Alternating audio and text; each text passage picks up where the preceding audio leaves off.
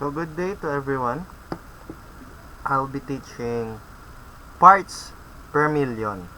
Okay, good day, good evening, or whatever time zone you're in. So first, the question is 4 mg of NaCl is dissolved in 8 kilograms of solution. What is the concentration of NaCl in ppm? Okay. So, to answer this, ang goal natin is maka-arrive sa ppm. Binigay na sa atin yung mass ng solute, pati mass ng solution. All we need to do is make it uniform. Okay? Para ma-multiply natin sa million. Well, to make things simpler, let's try to solve it. Okay? So, 4 mg, gusto kong gawing grams. Okay? Grams. And then, mg sa baba. Sa bawat 1 gram, meron tayong 1,000 milligrams. That would equal to 0.004. Yep. 0.004 grams NaCl. Now, notice na ang paangat yung unit natin from mg to grams. So, ang pinalitan natin dito, ang in-adjust natin dito is yung mg. Okay? Kung ano yung mas mataas, keep it 1. Okay? Kung anong mas mataas na unit, keep it as 1. Okay? Makikita nyo din yan dito sa kilograms. Okay? Kilograms, 8 kilograms, mag-go down tayo. We're going down. Okay? So, sabihin natin to grams, diba? Kasi i-uniform natin sila. Kg rather. Kg tapos grams, no? I mean, mali. Ito yung kg, and this is the grams. Okay? Kasi kung anong gusto mo maging, yun ang ipantay mo. So, ano yung mas malaking unit? Kg, di ba? So, 1 mo lang yan. Sa bawat kg, ilan grams ang meron? 1,000 grams. So, that's simple. 8,000 grams solution. Okay. Now, ang formula for ppm is grams solute over grams solution times 10 to the power of 6. Kukuha mo na yung ppm. Right? Now, how do we get the ppm here? Ito yung solute natin. So, 0.004 grams. Oh my God. NaCl.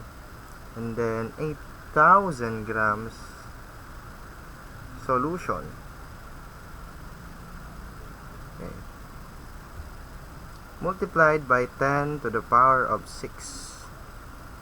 That would equal to 0.004 divided by 8,000 times 10 to the power of 6. 0.5 ppm. Yan is kapag ang kukunin natin is ppm. Okay? Now, on to the next question. So, number 2. Notice na parang baliktad yung scenario dito. Let me read the problem. The concentration of Kl is 150 ppm in a solution with a mass of 7,500 grams. How many grams of Kl is present? Now, binigay sa atin yung ppm and then binigay na rin yung mass ng solution. Okay. Now, all we need to do is plug in the values. Okay? Pero, for you to be informed, 150 ppm, okay, para mas madali natin ma-solve, 150 ppm is equals to 150 grams over 10 to the power, oh my god, ang laki ng 6 ko, 10 to the power of 6. Okay, that's the equivalent of 1 ppm, parts per million. Okay, milyones. Okay, so ang una nating ilalagay is yung mass ng solution. Okay, 7,500 grams. 7,500 grams multiplied by 150 grams. Ang goal natin is ilang grams daw ng KL yung present dito. 10 to the power of 6 grams. May grams yan ah. Cross out natin. Grams pa rin ang matitira. Notice na ang natirang grams is dun sa may 150 na side. Which means na tama yung ginagawa natin. Kasi sabi dito, concentration of KL is 150 ppm. Now, nirelate natin itong ppm sa given mass of solution, which would give us the mass in grams of KL. Pag nasolve natin ito, makukuha na natin ang mass ng KL. Binaliktad lang. Times 150 divided by 10 to the power of 6. Okay, so it's 1.125 grams KL. Okay, moving on.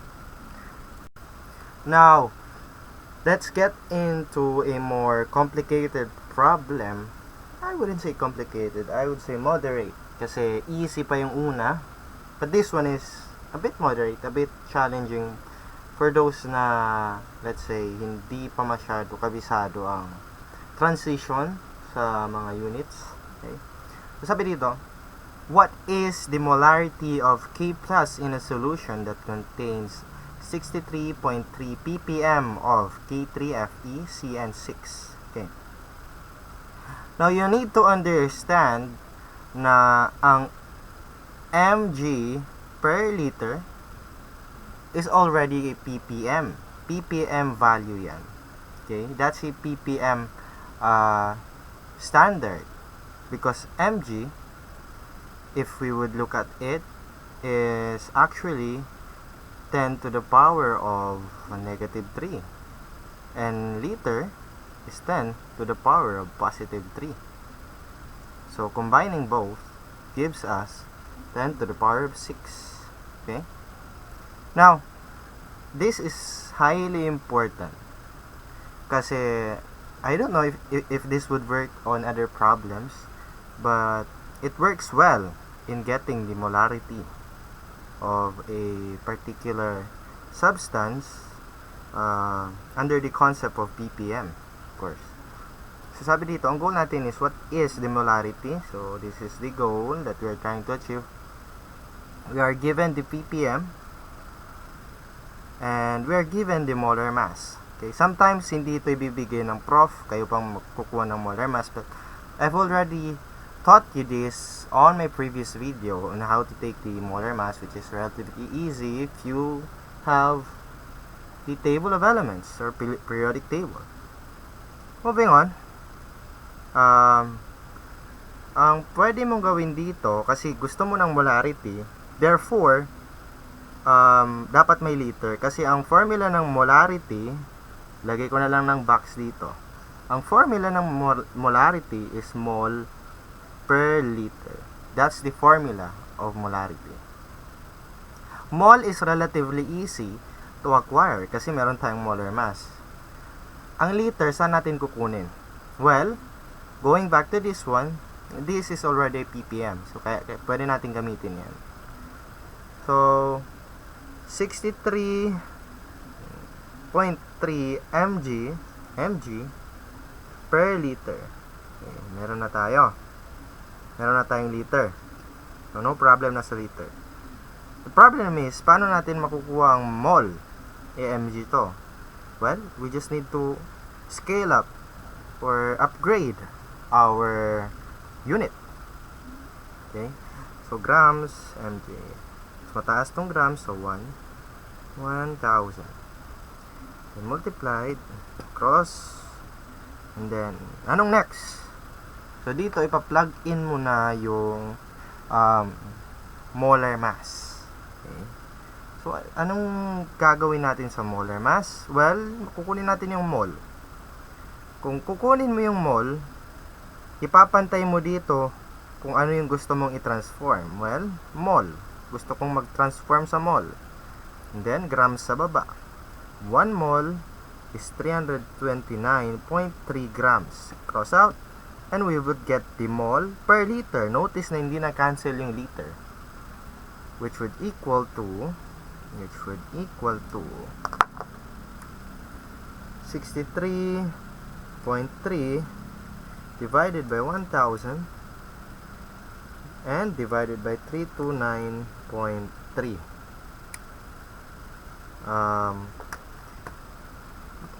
May kulang pa kasi kinuwan lang natin yung molarity ng K3Fe. Okay? So, kailangan pa natin yung multiply ulit.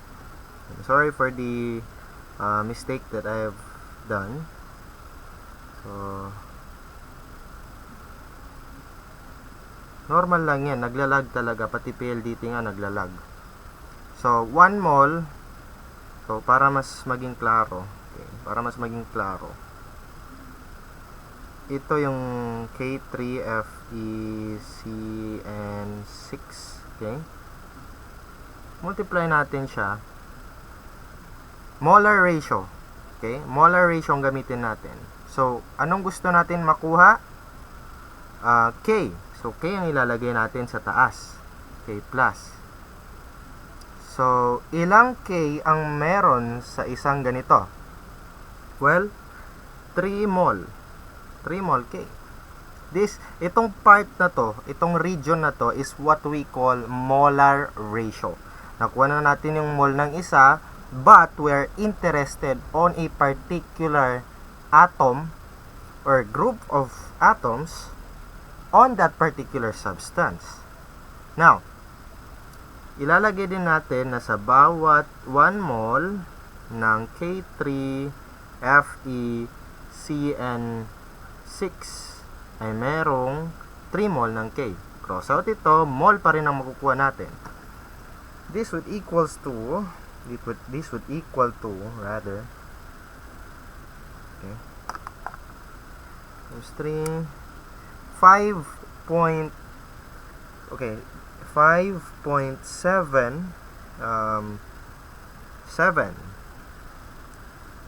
5.77 kasi 3 significant figures din dapat. 5.77 mol per liter or M. Okay. Now, if you want to see this on kulang guys. Sorry. Kulang. So, kulang pala. 5.77 times 10. Sorry, scientific notation pala. I just focused on the values that are present. Times 10 to the power of negative 4. Okay. Mol per liter. Or M. So, negative 4. So, madali lang yan gawing real values. Okay? Kasi kung gusto mo ng scientific notation, ito na yung scientific notation. But if kung gusto mo ng real value, negative 4, 0.123,577 mol per liter. Okay?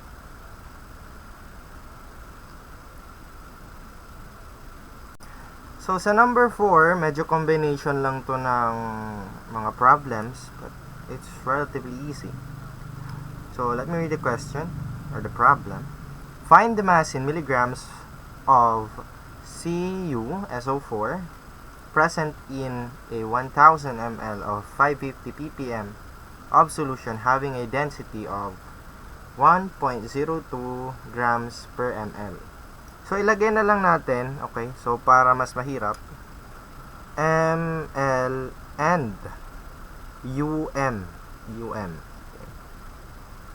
So, pag sinabing ml, okay, hindi pala, mg, rather, sorry, mg, milligrams and means micro, oh my god, UG pala, sorry, UG, okay, UG, so mg and UG, so UG is micrograms, okay. And then milligrams ang mg, okay. Now, ang una natin gagawin dito is mg muna. Sabi dito, find the mass in mg. Okay, so present in 1000 ml of 550 ppm. So notice na hindi molarity yung kukunin natin, kundi mg and micrograms. Alright? Now, this is a bit similar, okay, sa question number 2. Kaso nga lang, imbis na mg ang binigay sa atin, imbis na grams, mg, or any mass units, ang binigay sa atin is ml.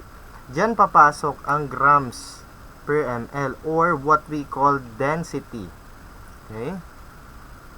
Now, first and foremost, ang ilalagay naman talaga natin dyan is, of course, yung volume, or yung unit ng solution mismo, whether or not it is a volume or it is a mass. Okay, which is why we have the density.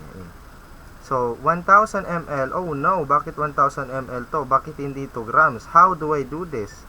Bakit may density pa? Well, you shouldn't worry, because density is here to help us. Mas mangangamote ka kapag walang density. It would be a big problem. Okay? Now, 1000 ml, gagawin natin grams para magamit natin siya at makuha yung micrograms at yung milligrams. Okay? Now, 1000 ml, gagawin natin siyang grams. Kopyahin mo tong unit dito, grams and ml. Now, ang density niya is 1.02 per ml. Cross out, may grams na tayo. Wala, basic. Okay, so next is yung ppm. Ang ppm natin is 550 grams per 1 million. Okay? Grams. Cross out mo yan, makakakuha ka ng grams. Makukuha mo na yung grams niya. But we wouldn't stop there, because our plan is to get milligrams muna. Milligrams. Grams into mg. And, pang cross out natin. So, mas malaki ang grams, therefore 1 yan siya. And then, sa bawat 1 gram, meron tayong 1,000 milligrams. Cross out natin. And we would get, let me just solve it, 1000 ml multiplied by 1.02 multiplied by 550 divided by 10 to the power of 6 times 1,000. Meron tayong 561 milligrams of CuSO4. Okay. Nakuha na natin ang milligrams. Check. Micrograms naman. Okay. Let's just copy this part, kasi ito lang naman yung nagmamatter kung unit lang ang yung unit lang ang papalitan. Or pwede mo naman i-extend lang dito. Like, pwede gamitin mo yung mg, multiply mo sa, or i-transform into micrograms. That would be also applicable. But for the sake of what was taught to us, I would use the method that our teacher or our professor have used. Okay, so 1000 ml 1 multiplied by the density 1.02 grams per ml, which I acquired from that. The ppm is 550 grams per million. Okay? Cross out, and then multiply natin siya. Okay. Now, ano ba ang micrograms? To the power of negative 6. Okay, that's to the power of negative 6. Pero kasi, tuturuan ko kayo ha. This is the higher value. Negative 6 ang grams ang micrograms. Kaso nga lang, ang tanong dito sa conversion factor is ilang micrograms ang meron sa 1 gram. Well, baliktarin mo ang negative, gawin mong positive. 10 to the power of 6, which would give us the micrograms. And kung hindi ako nagkakamali, 3 0 lang ang dinagdag mo dyan. Well, let's just see. Times 1.02 times 550 divided by 10 to the power of 6 times 10 to the power of 6. Yep. 561,000 micrograms. CuSO4. Okay? So, kung gusto mong gawin siyang scientific notation kasi 4 significant figures lang yung binigay, pwede mong gawin to 5610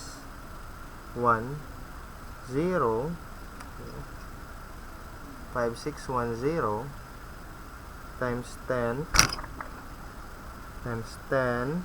to the power of, so kung dito tayo nag-end ng decimal, 5.610 1, 2, 3. So kung gusto mo siyang gawing scientific notation, times 10 to the power of, wait lang, nakalimutan kong scientific notation. Okay, goods na. Maglagay ka lang pala ng point dito. So, point, and then 1, 2, 3, 4, 5. Okay. Point, then papuntang right, 1, 2, 3, 4, 5. So, that would be times 10, 1, 2, 3, 4, 5. So, extend to the power of 5. Okay? Kasi ang magiging itsura nito is 5.610 1, 2, 3, 4, 5. Dalawang 0. Which kapag tanggalin natin, kamukha na nito. Okay? Goods. But if you try to look at it on the calculator, power of 5, yeah, tama. I'm right. Okay, so next problem. Okay, now number 5 is a bit similar to number 4, which is a bit similar to number 2. Pero the thing is, bago ko mag-proceed dito sa problem na to, I need you to first understand this, na kapag ang goal natin is small, kapag ang goal natin is small, yan ang goal natin is, let's say yung isang goal naman natin is mass, and then ang isang goal naman natin is mass.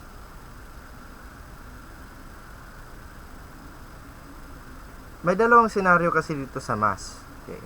Una muna tayo dito sa goal. Kapag ang given sa inyo is volume, okay, solution volume,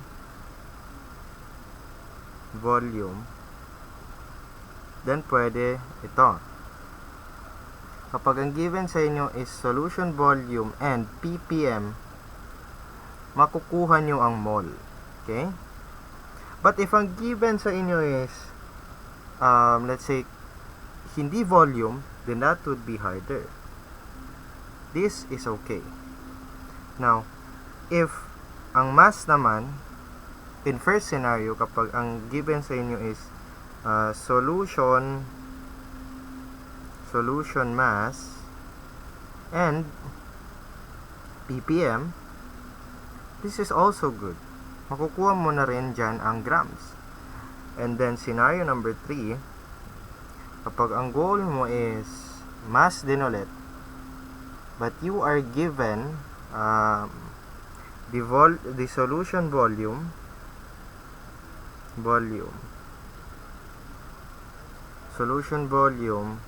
plus density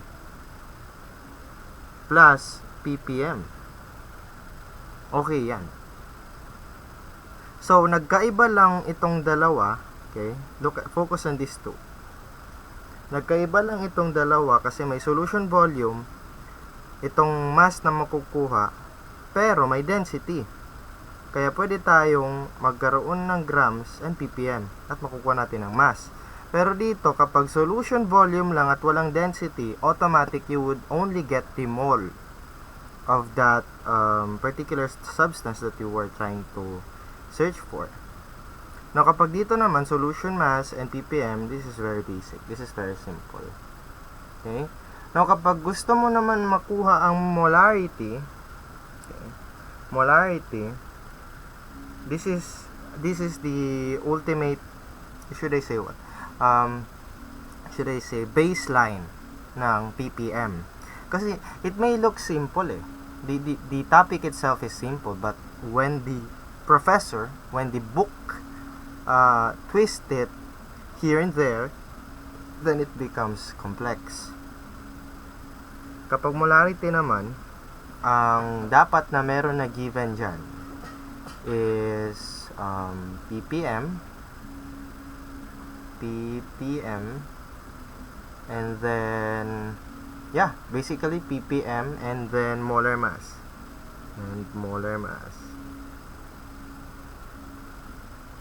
Yan lang ang kailangan mo para makuha ang molarity.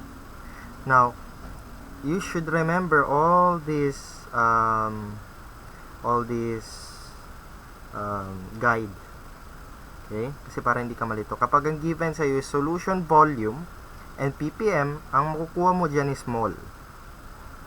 Or kapag mass naman ang kukunin mo, solution mass and ppm, makukuha mo na yung mass.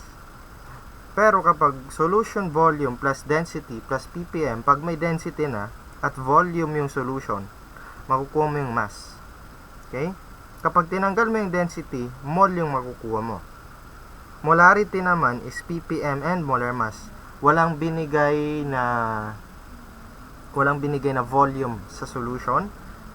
Walang binigay na volume or mass sa solution, therefore molarity ang goal mo. That's it. Now, back on the problem, make sure you've written that. Back on the problem. So, find the millimoles of solute present in 5 liter of solution. So, meron tayong volume ng solution. So, sulat natin 5.00 liter. So, that's already a jackpot. So, millimoles is derived from mole. Okay.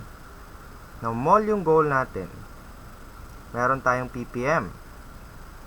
ppm natin should cancel this liter. So, kagaya nga nung ginawa natin kanina on our previous problems, 6.75 mg per liter.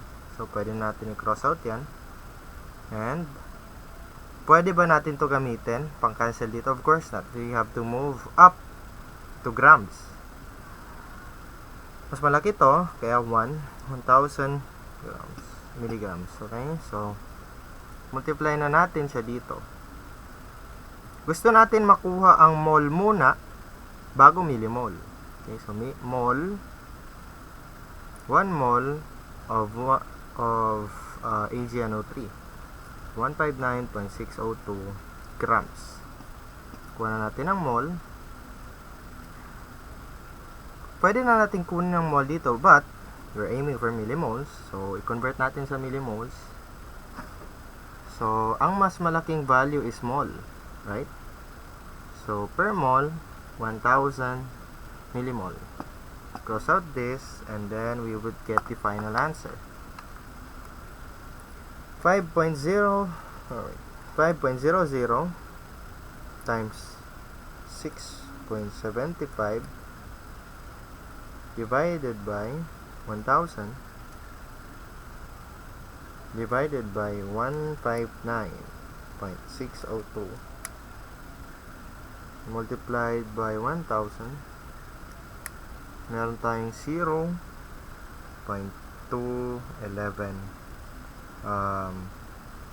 millimole of AgNO3. Okay.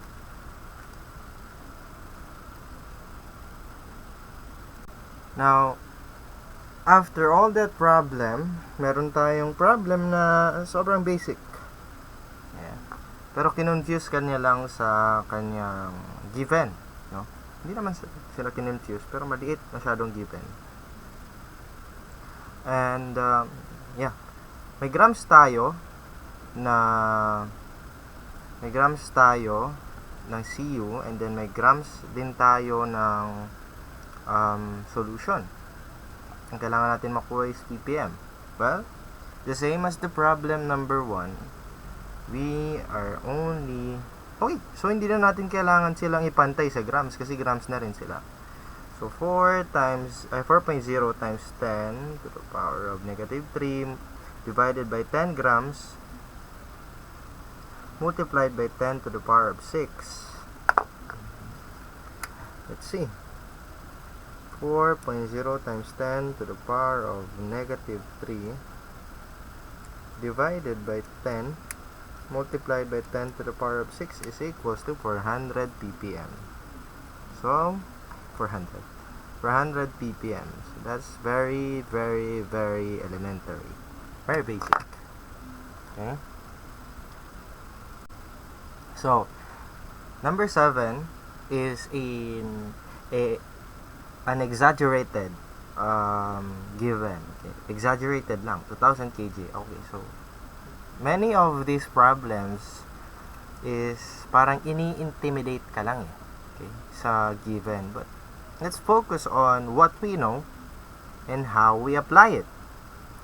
Sabi dito, what is the concentration of 15 grams of salt dissolved in a swimming pool, which is 2,000 kilograms of water? ppm in ppm. So kailangan natin makuha ang ppm. Well, kailangan natin ipantay itong 2,000 kilograms sa grams. So 2,000 kilograms, gawin muna natin siyang grams. Mas malaki ang kilograms, so tagilan natin 1. 1,000 is equals to, I think 2 million. 2 million natin to. 1,000 times 2,000. Yep, that's 2 million. 2 million grams. Okay. 2 million grams. 2 milyones. Alright? So, actually, napakadali na lang nito. 2 million. And then, 15 grams.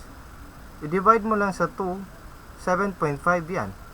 But, let's focus on how we are solving it. Okay? Solve muna natin siya bago ko mag-conclude. Okay, so 15 grams divided by 2, 1, 2, 3, 1, 2, 3 million, 2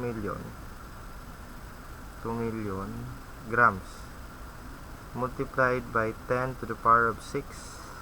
Let's see 15 divided by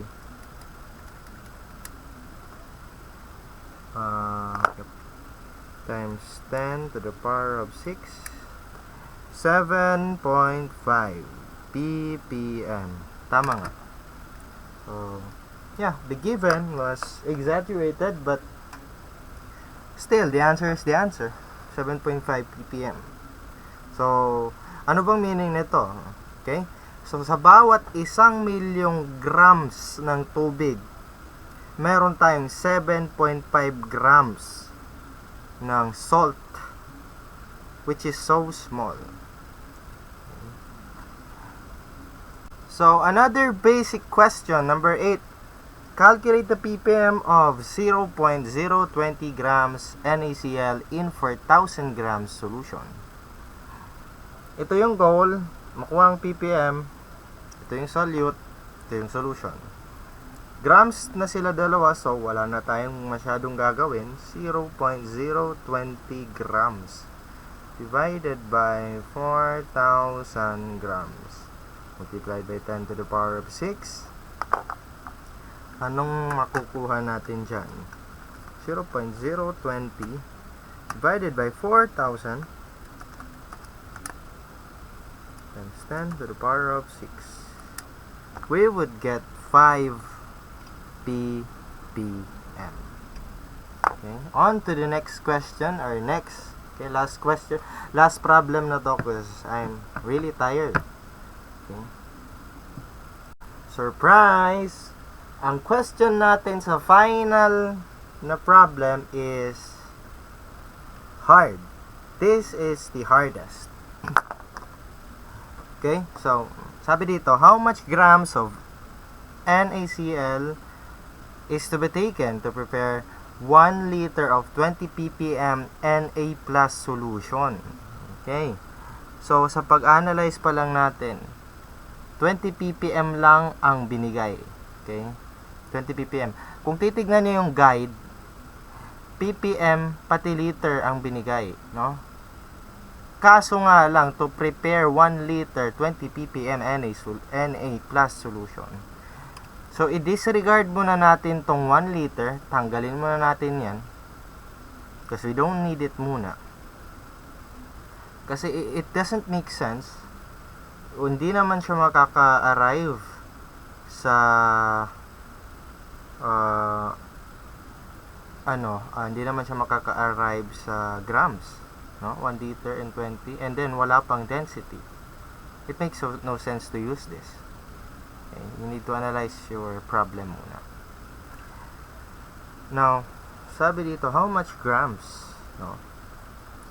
So, kunin muna natin ang molar mass ng Na.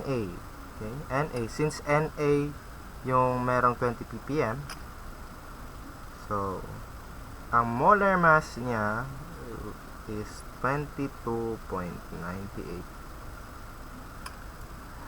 grams. Grams per mole. Right. So, anong gagawin natin dito? What the fuck? Anong gagawin natin dito? So, don't panic. It's organic. Relax. So, 20 ppm. So, sa ganitong scenario, kapag tinanggal mo yung 1 liter muna, makaka-arrive ka sa liter. I mean, molarity. No? Molarity ang makukuha mo kasi ppm lang yung binigay. No? Kaka-arrive ka sa molarity. Base dun sa guide na binigay ko, i-rewind nyo kung hindi nyo magets. Pag dinisregard mo tong 1 liter, meron kang 20 ppm. Yan lang ang binigay sa'yo. Pati molar mass, yun lang. And then you're left to starve to death. But in my case, no. We can make something from this. 20 milligrams per liter. Kasi again and again, kanina, sabi ko, ppm to, kasi yung gap nila, gap ng mg pati liter is 1 million. So, meron na tayong liter. Tanggalin natin tong mg, gawin natin grams. Mg, ito yung mas malaking value, 1,000. Multiply natin siya ulit. Saan? Sa molar mass nito. gusto natin makuha ang mole muna kasi may liter tayo. Ang formula ng molarity again and again is mole per liter. Ito yung goal muna natin. This is our let's say initial goal. Mole muna. Kasi kapag nakuha na natin to, kukunin natin tong 1 liter, pangtanggal dito. And then makukuha na natin yung mole. And then, kukunin din natin yung molar mass ng NaCl. Okay? Pag nakuha na natin ng, let me just show this to you later. And then, ang molar mass ng NaCl is, what? 58.443 grams per mole. Okay? Per mole. Ito, sa Na. Ito sa NaCl. Okay? Now, going back, meron na tayong grams. Kunin natin ang molar mass ng Cl. Kasi Cl yung pinag-uusapan na may 20 ppm daw. So, lagyan natin ang mole sa taas. 1 mole, 22.98 grams. Cross out natin. This would give us the mole of Na. Kaso nga lang, how much Cl daw? Gagamitan natin siya ng molar ratio. 1 mole 1 mole ay Na pala, Na rather. Na and then 1 mole Na 1 mole NaCl. Okay? So, sort natin yan. Makukuha natin ang mole per liter ng NaCl. Kukuha natin siya. Kasi 1:1 ratio lang din naman. Nakita ka bang to? So, 20 divided by 1,000 divided by 22.98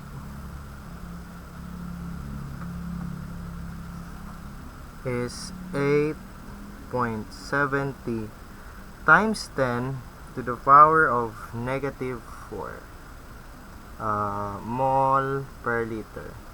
Okay.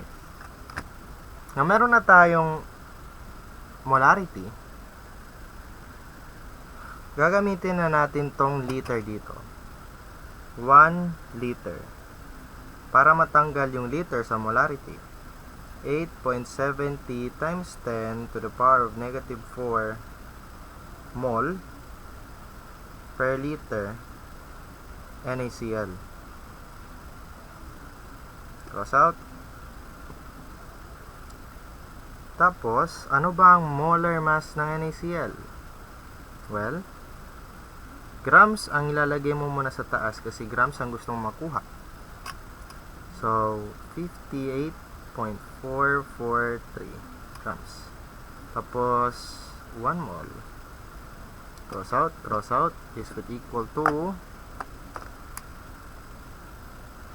8.70 times 10 to the power of negative 4 multiplied by 58.443 0.508 grams ng NaCl ang kailangan mo i-dissolve para ma-prepare ang 1 liter of 20 ppm Na plus solution. So, let's break this down ha, kasi medyo mahirap talaga. I know it's hard, but yeah. How much grams of NaCl is to be taken to prepare 1 liter 20 ppm Na plus solution? Okay. Now, alam mong hindi ka makaka-arrive ka agad sa grams. Okay, you know that. You can't arrive sa grams kasi wala kang density. Wala kang density eh. So, ang gagawin mo dyan, best case scenario is you need to, the best option that you need to to do is to disregard 1 liter. Huwag mo munang pansinin yung 1 liter. Ang pansinin mo is yung 20 ppm na meron ka at yung 2 molar mass na meron ka. Meron kang ppm at meron kang molar mass, therefore, base sa guide na binigay ko, makaka-arrive ka sa molarity. Okay? Now, bakit ko nga ba nilagyan ng molar ratio dito?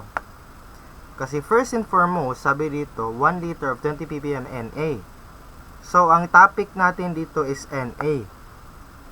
20 mg divided by 1000 mg, kasi kinonvert natin, molar mass ng Na, tapos i-multiply natin siya sa, sa NaCl. So, bakit from molarity ng Cl, bakit ko ginawang molarity ng NaCl? Kasi sabi dito, how much grams of NaCl? NaCl naman talaga. Okay, how much grams of NaCl? NaCl ang kailangan natin, hindi Cl. Okay? So, from Cl, kasi ito rin binigay sa atin, from Na, ito kasi yung binigay sa atin. So, from Na, kinonvert natin sa molar ratio, ginawa nating NaCl, kasi ito yung finished product, 20 ppm daw yung Na. Now, pagdating dito sa molar ratio, kinonvert na natin siya into NaCl. Kasi NaCl, how to prepare, parang binaliktad. Okay, let's shift it. Ang NaCl, meron na tayong molarity ng NaCl. Pagkatapos natin makuha ang molarity ng NaCl, gagamitin naman natin ang molar mass ng NaCl pati yung volume na given para makuha ang grams ng NaCl. Not unless, hindi ko gagawin to, hindi ko idadagdag tong molar ratio kahit na wala naman siyang ginawa kasi 1:1 ratio. Hindi ko idadagdag yan kapag Na lang mismo yung nakalagay dyan. Okay? Pero hindi Ito yung pinanggalingan. Ito yung goal natin na may halo siyang Na. So, yung goal natin, pero dinelate natin sa prepare. Okay? So, binalik natin sa NaCl. Yun yung molar ratio. Katapos natin makuha ang molarity ng NaCl, i-multiply natin sa given volume, and then i-multiply natin ulit sa molar mass. Well, if sa tingin nyo confusing, kasi I can't break this down even further. Just focus on the guide that I've given you, okay? So, base doon, kapag ppm ang binigay sa'yo, pati molar mass, in which i-disregard mo to kasi walang density, and therefore molarity ang makukuha mo. But if you combine this on molarity, you would get grams. Pero the thing is, parang confusing, or should I say, medyo mahirap yung dito na part, kasi bakit ko siya gi-flip? Bakit ko nga ba ginawang NaCl? Okay. Now, i-explain ko sa inyo. Kumbaga, may ginawang bahay. Okay? May ginawang bahay. And then, ilang worker ang kailangan doon para magawa yung bahay na yun. So, bakit ako po focus sa Na kung ang tanong is yung worker ang kailangan, NaCl? Yep. So, kaya ako gi-switch. Kaya ako kinuha muna ang molarity ng NaCl. Hindi yung Cl mismo. Finished product yun Ang tanong dito, kung ano yung nagtrabaho. Kung ano yung linagay. So, yeah, to further explain this, okay, I know that if confused kayo, you're still listening. 20 mg divided by 1000 mg, kinonvert natin, right? Nakuha natin yung molar mass, I mean the mole of Cl. Ito yung mole of Cl. Ito, kapag nag-stop tayo dito na point, mole of Cl yan. Pero hindi natin pakay ang Cl. Ang pakay natin NaCl. Since related siya, gagamitan natin ng molarity. Okay, gagamitan natin ng molar ratio, which is this portion, molar ratio. Pag gagamit natin ng molar ratio, yung hindi natin pakay is transformed doon sa subject natin na compound, which is the NaCl. Nakuha natin siya through the molar ratio kasi related sila dalawa. Yung Na is galing sa NaCl, in which NaCl is our topic. Okay, that's all. Thank you. If my clarification, you want me to make another video explaining why would I put the concept of molar ratio, and you can request naman. I mean, I've tried my best explaining this, but yeah, it's a bit complex.